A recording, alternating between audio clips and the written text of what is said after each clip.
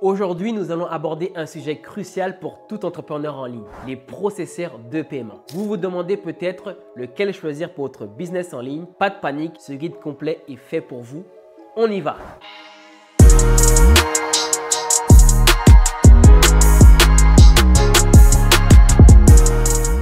Avant de plonger dans le vif du sujet, commençons par la base. Qu'est-ce qu'est un processeur de paiement? Alors en gros, c'est une plateforme qui permet à votre site web ou à votre application de recevoir des paiements en ligne. Elle gère toutes les transactions entre vous et le client et votre compte bancaire. Donc en gros, lorsque vous avez une offre ou un produit ou un service, le processeur de paiement, c'est avec lequel vous allez encaisser le cash dans votre business. Donc vous allez envoyer un lien à votre client pour qu'il puisse faire un paiement, soit par carte de crédit, PayPal, Mastercard, Visa, peu importe. C'est la manière dont vous collectez le cash dans votre business en ligne. Donc comme vous vous en doutez, c'est crucial et primordial d'avoir un bon processeur de paiement. Donc pourquoi c'est crucial de choisir un bon processeur? Le choix du bon processeur de paiement peut faire ou faire défaire votre business en ligne. Voici pourquoi. Premièrement, la sécurité. Vous devez protéger les informations sensibles de vos clients. Les coûts. Les frais de chaque transaction peuvent varier énormément selon le processeur de paiement. La simplicité d'utilisation. Une intégration facile peut vous faire gagner du temps précieux. Par exemple, on sait qu'il y a beaucoup de processeurs de paiement qui sont présents, mais par exemple, Stripe, que je vais nommer après, lui, il est intégré dans la plupart des business ou des plateformes qui sont disponibles comme intégration. Donc, ça facilite tout simplement. Vous avez juste à intégrer Stripe à l'outil et à ce moment-là, vous pouvez collecter l'argent. Mais je vais revenir dans les prochaines minutes sur les processeurs de paiement disponibles.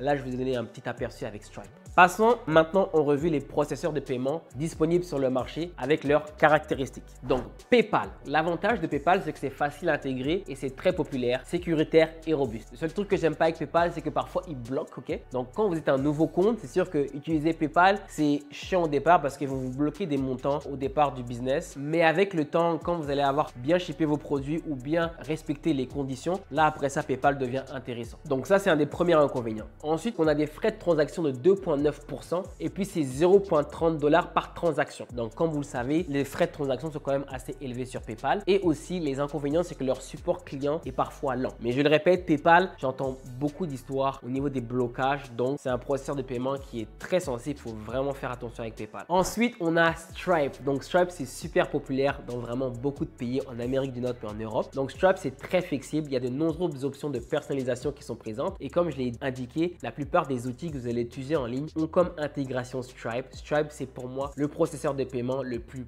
puissant et le plus populaire actuellement lorsque vous avez un business en ligne. Donc les avantages, c'est qu'il y a vraiment une flexibilité et de nombreuses options de personnalisation pour vos développeurs. Mais surtout, comme je l'ai indiqué, Stripe, c'est très user-friendly, très facile à utiliser, c'est très simple et c'est connu de beaucoup d'utilisateurs. Donc vos clients ne seront pas surpris lorsque vous allez pouvoir envoyer des liens de paiement via Stripe. Ils en ont l'habitude. Donc les inconvénients, c'est que les frais de transaction sont de 2,9% aussi, plus 0,30 par transaction. Et parfois, bon, Stripe peut être assez complexe à utiliser pour les débutants, mais bon, on s'entend qu'aujourd'hui, la plupart vont ouvrir des comptes Stripe. Donc pour moi, Stripe, non, c'est pas si complexe que ça. Mais c'est vrai que des fois, avec certains de mes clients, des gens de mon programme aussi, ils ont un peu du mal à faire tout ce qui est documentation, créer leur entreprise et autres. Mais pour moi, c'est beaucoup plus simple que par exemple PayPal. Ensuite, on a Square. Donc les avantages de Square, c'est que c'est vraiment facile à utiliser et ils ont une excellente position pour les petites entreprises. Il y a beaucoup d'intégrations aussi qui sont disponibles avec Square et vraiment leurs outils sont intégrés avec différents outils de points de vente. Donc c'est intéressant si vous avez un business physique. Square a aussi des machines et ça fait la beauté de Square comparé à Stripe qui a aussi, je pense, un POS mais qui est un peu plus complexe à voir. Square, là, vous avez une machine physique pour prendre les paiements et l'interface est vraiment belle de Square. J'adore Square. Donc les inconvénients de Square, c'est que les frais de transaction sont de 2,6% et de 0,10 par transaction. Donc par rapport aux autres, donc c'est beaucoup plus et beaucoup mieux par rapport à Stripe et PayPal. Donc quand je parle d'inconvénients, je parle vraiment des transactions parce que c'est sûr que si vous aviez d'autres façons de prendre les paiements, vous n'aurez pas de transaction par business, mais c'est comme ça. Donc je le mets dans les inconvénients. Mais sinon, comparé aux autres, donc je trouve que Square, c'est vraiment facile à utiliser. Aussi, les délais de dépôt de paiement sont beaucoup plus rapides. Quand on parle de Stripe et PayPal, au début, il vous bloque, ça prend un peu plus de temps et après, il vous dépose votre argent. Mais Stripe, par exemple, au départ, c'est par exemple 7 jours. Ensuite, quand vous avez fait un certain nombre de chiffres d'affaires, ça devient 3 jours et après, vous pouvez aller en instantané. Ce qui est intéressant avec Square, c'est que c'est vraiment le lendemain. Donc, c'est un jour ouvrable où vous avez en fait les dépôts de vos paiements. Ça, c'est super important aussi lorsque vous allez choisir votre processeur de paiement. paiement. Ensuite, on a Shopify Payment. Alors, Shopify Payment, c'est un processeur de paiement qui est intégré directement sur Shopify. Donc, il y a une intégration directe avec Shopify et il n'y a pas de frais supplémentaires de transaction pour les utilisateurs de Shopify. Donc, les inconvénients, c'est que c'est vraiment limité aux utilisateurs de Shopify et les frais de transaction sont de 2,9% plus 0,30 sur certaines cartes de crédit. Ok. Ce qui est intéressant avec Shopify, c'est que c'est sûr que lorsque vous faites du dropshipping, vous faites du e-commerce, souvent vous avez le choix d'intégrer différents processeurs de paiement. La plupart, on va utiliser Stripe et d'autres vont utiliser en fait Shopify Payments. Moi, je trouve que ça équivaut surtout sur le e-commerce. Donc, Shopify Payments, c'est vraiment aussi un outil intéressant, surtout si vous faites du e-commerce, du dropshipping. Vous pouvez utiliser Shopify Payment comme processeur de paiement. C'est très efficace, très sécuritaire et très robuste et très solide. Ensuite, on a GoCardless. Donc ça, c'est vraiment en Europe. C'était nouveau, c'est super GoCardless, c'est intéressant. Leur avantage vraiment, c'est que c'est idéal pour les paiements récurrents et les abonnements à frais réduits. Ce qui est intéressant avec GoCardless, c'est que contrairement aux autres processeurs que j'ai nommés, c'est que par exemple, si vous êtes en Europe ou en France, vous pouvez faire en fait des prélèvements automatiques via compte bancaire directement, alors que les autres ne le proposent pas et c'est très efficace. Donc par exemple, si un client vous dit qu'il veut vous payer en 7 fois, ce que vous pouvez faire, c'est que vous pouvez prendre son numéro de compte bancaire, son IBAN et autres, son RIB, et en fait automatiser automatiquement des paiements qui vont être prélevés automatiquement sans que vous ayez rien à faire. Donc ça, c'est la force de GoCardless. Mais même pour tout ce qui est autre système de paiement, ils sont vraiment efficaces. GoCardless, j'adore. Donc ça, c'est vraiment les avantages. Ensuite, les inconvénients, c'est que c'est moins adapté pour les paiements uniques. Ok, c'est plus pour les paiements par abonnement. Les frais sont de 1%.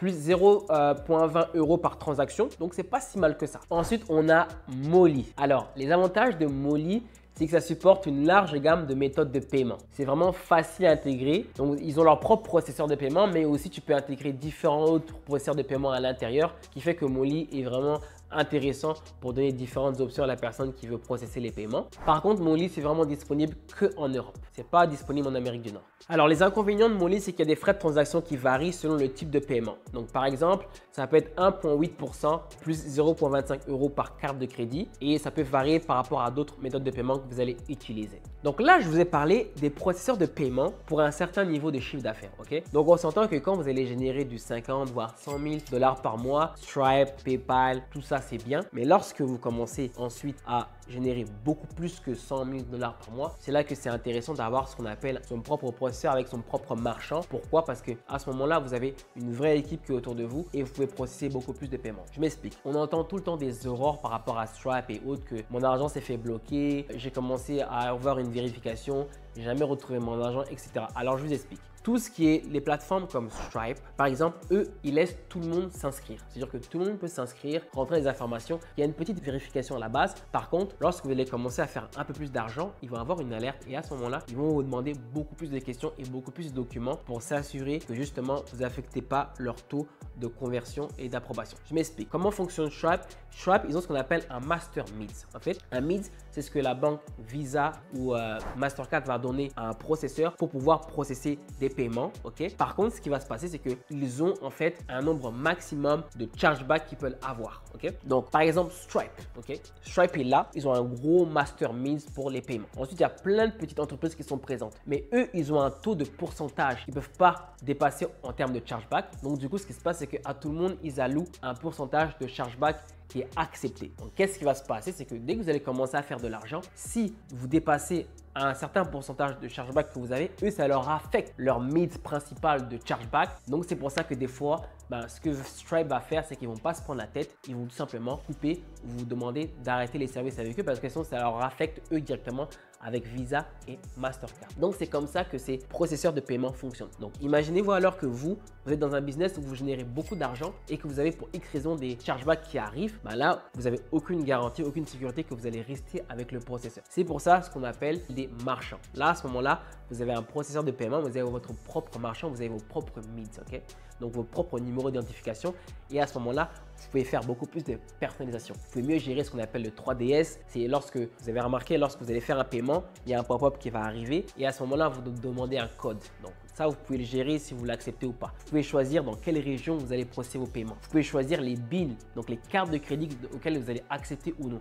Donc, quand vous avez votre propre marchand, c'est comme si vous avez votre propre entreprise de processing de paiement. Vous avez une équipe qui est disponible et c'est sûr que vous pouvez mieux gérer les chargebacks et vous avez moins de risques à se faire couper ou arrêter comme Stripe et autres parce que là, vous avez votre propre marchand. Et pour ce qu'il est, les gros joueurs, ils ont leur propre marchand. Maintenant, je vais un peu vous énoncer quels sont les marchands donc, que vous pouvez avoir pour votre business quand vous voulez passer à l'autre niveau. C'est sûr que certains de eux vont vous demander des états financiers et vous vont demander un certain minimum de processing mensuel de transactions par mois parce que sinon tout le monde pourrait avoir son propre marchand. Donc dans les marchands que vous avez, premièrement, il y a ce qu'on appelle checkout.com. Donc checkout.com, ça c'est pour les gros joueurs en e-commerce si vous faites des grosses transactions. C'est sûr que mensuellement, vous devez avoir un minimum de transactions pour que Checkout vous accepte. Ok?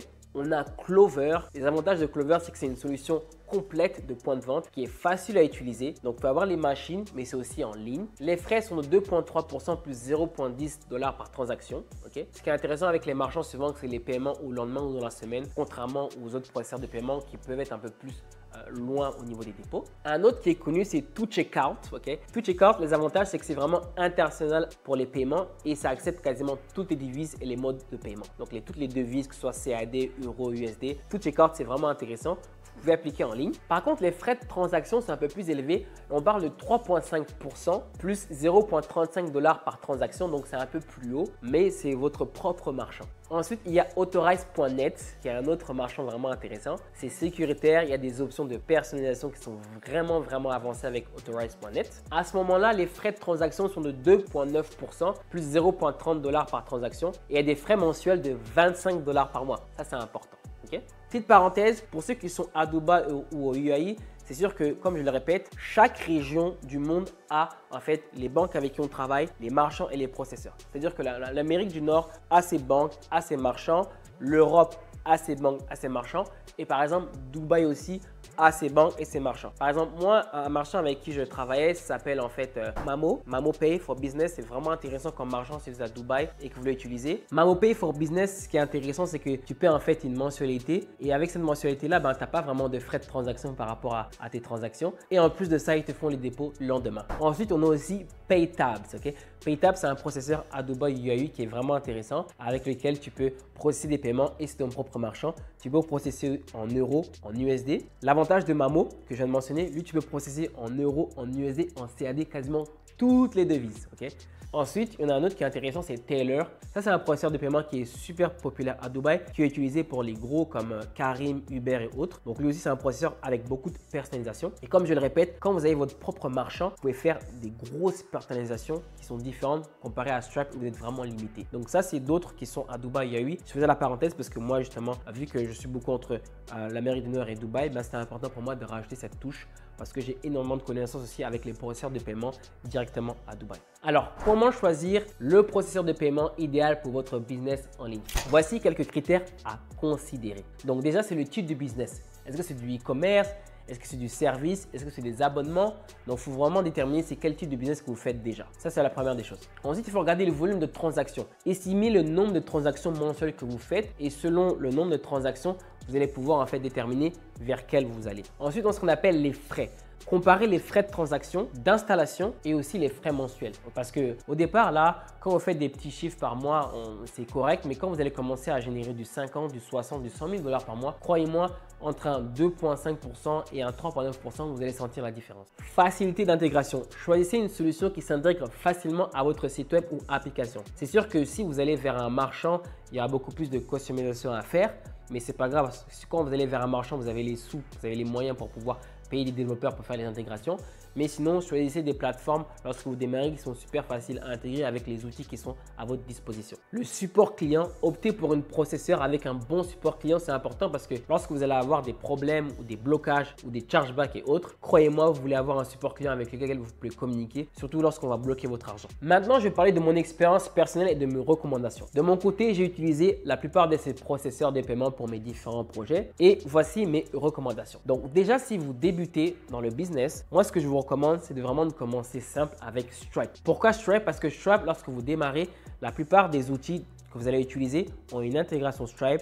C'est facile à installer, ça prend quelques minutes pour pouvoir ouvrir son compte et vous pouvez commencer rapidement à encaisser des sous. Donc, commencez avec Stripe. Pour moi, c'est le processeur de paiement qui est le plus stable, le plus efficace. C'est disponible partout, en Amérique du Nord, en Europe, aux UAE. Ce n'est pas par contre disponible en Afrique, mais en tout cas pour l'Amérique du Nord, l'Europe et l'UAE, je vous recommande Stripe. Maintenant, ce qui se passe, c'est qu'il faut prendre en considération qu'à un moment donné, quand vous allez commencer à générer beaucoup plus d'argent, il va falloir penser à votre propre marchand, votre propre processeur de paiement avec votre marchand. Pourquoi? Parce que à ce moment-là, vous allez éviter les risques de blocage, vous allez avoir beaucoup plus de souplesse, vous allez mieux gérer votre business et vous aurez beaucoup plus de la possibilité pour pouvoir scaler. Ok? Moi, j'ai vraiment utilisé la plupart. J'ai même utilisé des processeurs de paiement aux EU à Dubaï. L'autre recommandation que je fais, c'est que prenez un processeur de paiement par rapport à votre région. C'est-à-dire que si vous êtes au Canada ou en Amérique du Nord aux États-Unis, prenez un processeur de paiement qui fonctionne avec vos banques de votre région. Donc, par exemple, si vous êtes en Canada, prenez Stripe Canada. Si vous êtes aux États-Unis, prenez Stripe Amérique. Si vous êtes en France, prenez Stripe France. Oui, par rapport à Stripe, c'est selon la région. Ok? Parce que lorsque vous allez faire procéder les paiements avec vos cartes de vos clients, si ce n'est pas une région qui est proche de votre banque, ça peut causer des blocages ou des refus. Ça, c'est important. Ensuite, faites attention vraiment aux frais de transaction parce qu'on néglige, mais si vous ne faites pas attention, vous allez vous rendre compte rapidement qu'il y a beaucoup de votre argent qui va passer dans les frais de transaction. Les processeurs de paiement, c'est une partie qui est la plus importante pour votre business parce que si dans votre business en ligne, vous n'êtes pas capable de bien procéder des paiements, c'est sûr que vous n'allez pas pouvoir scaler votre business et pouvoir générer un maximum de cash. Donc, c'est important de bien choisir votre processeur. Si vous avez des questions par rapport au processeur de paiement, aujourd'hui, j'ai beaucoup d'expérience. Là, j'ai fait une vidéo vraiment pour les débutants, mais je pense que je ferai une autre vidéo en parlant de 3DS, en parlant de MIDS, en parlant de trucs beaucoup plus complexes que je connais, que je ne peux pas dévoiler dans cette vidéo-là pour qu'il y ait vraiment un guide pour les processeurs de paiement de base. Si vous avez des questions, n'hésitez pas à me contacter. Mettez-moi en commentaire, ça me fera un plaisir de vous répondre. J'espère que ce guide vous a aidé à y voir plus clair. Le choix du processeur de paiement est crucial pour le succès de votre business en ligne. Alors prenez le temps de bien les comparer et choisir la meilleure option qui est adaptée à vous. Encore une fois, si vous avez des questions ou besoin de conseils supplémentaires, laissez-moi un commentaire ci-dessous ou contactez-moi directement. N'oubliez pas de liker cette vidéo, de vous abonner à ma chaîne en cliquant sur la cloche et de suivre les prochaines vidéos qui arrivent. C'était Anthony, à très bientôt.